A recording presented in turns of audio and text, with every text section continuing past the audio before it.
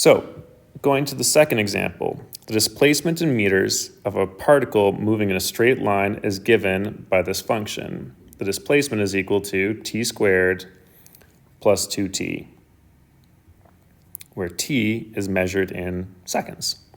Determine the velocity of the particle at 3 seconds. So because this is at a specific point, this is a instantaneous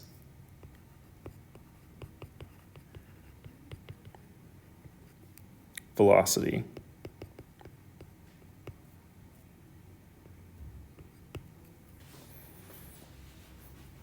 What does that mean? It means that my a value in this case is 3.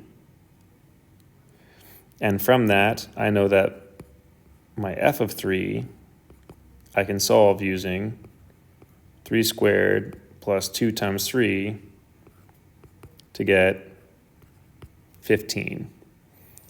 So this is the exact instantaneous point that I'm trying to solve for when the time is 3 and the displacement has been 15. So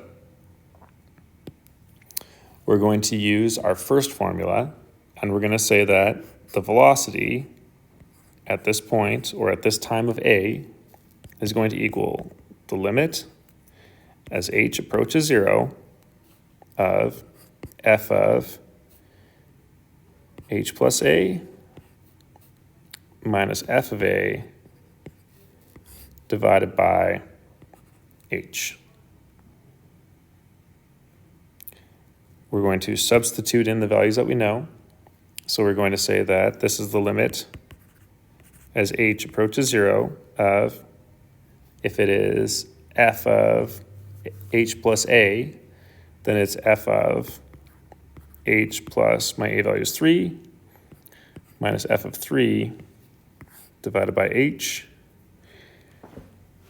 And then using the function, we know that that is the limit as h approaches 0 of h plus 3 squared plus 2 h plus 3 minus f of 3 is just 15. We already solved that.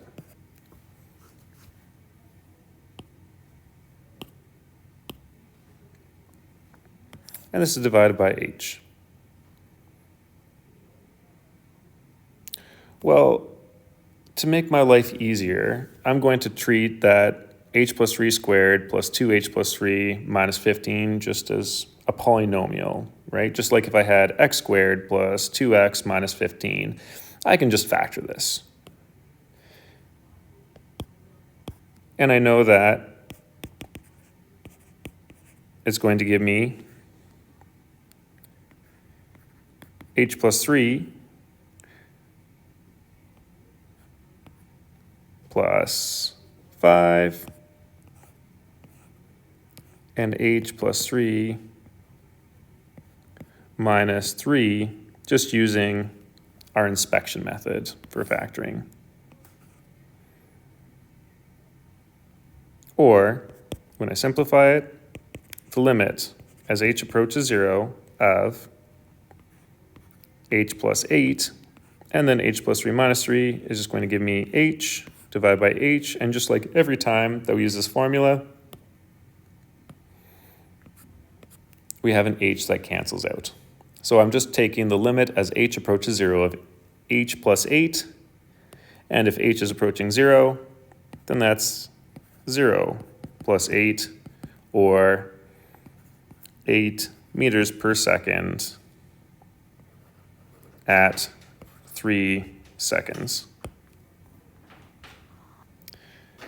Now, this method can be used for any rate of change problem, not just velocity. So typically velocity is an easy rate of change because we're just looking at distance over time. But if we're doing any rates comparing one unit to the other, we can still use this same idea. So we have the average rate is just f of x minus f of a divided by x minus a, or, stemmed from our y2 minus y1 over x2 minus x1. If we do it for the instantaneous, then we know that we're just going to treat it as a limit. So we have the two possibilities. We have the instantaneous, where this is at a limit with no interval,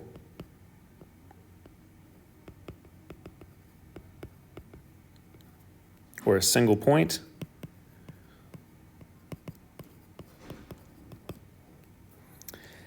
And the other possibility is the average, where there is no limit because it is over an interval. So as long as you can make that distinction, it should make solving these problems a little bit simpler. So as soon as it says, calculate the average rate of change, we know we're going to use the average formula, and there's going to be no limit. And this is for the function y is equal to x squared plus 1, and it's over an interval of x is going from 3 up to 5. So I can say that my velocity average is going to equal f of x minus f of a over x minus a. In this case, I'm taking f of 5 minus f of 3 divided by 5 minus 3, and I pull those from the upper and lower x values. When I sub it into the function, that's going to give me 5 squared plus 1 minus 3 squared plus 1, all divided by 5 minus 3, or 16 over 2, which is going to give me 8. Now, I'm not going to include the units because the problem didn't really give me units in this case. For part B, it says determine the instantaneous rate of change of y with respect to x at x is equal to 4. And right away, we can tell that this is instantaneous.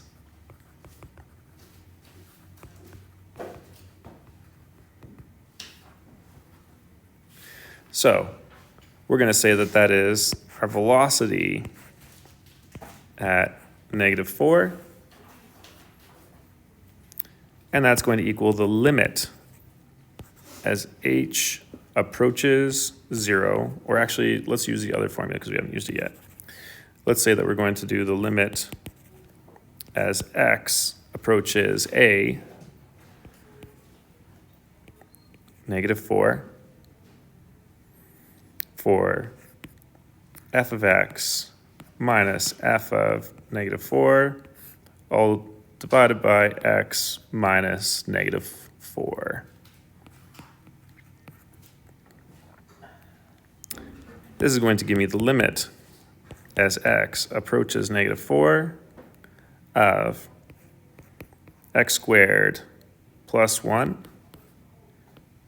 minus -4 squared plus 1, all divided by x minus -4 becomes plus 4.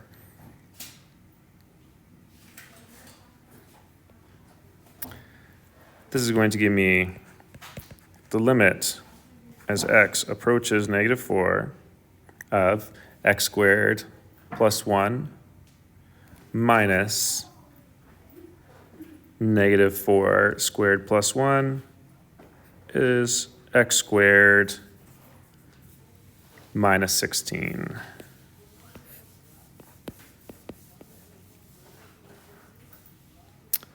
Now that I've combined my numerator, I'm going to factor.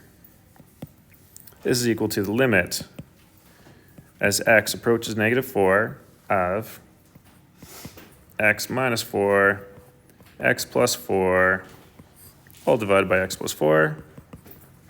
And we can remove the common factor of x plus 4. So now we just have the limit as x approaches negative 4 of x minus 4, or negative 4 minus 4, which gives us our answer of negative 8.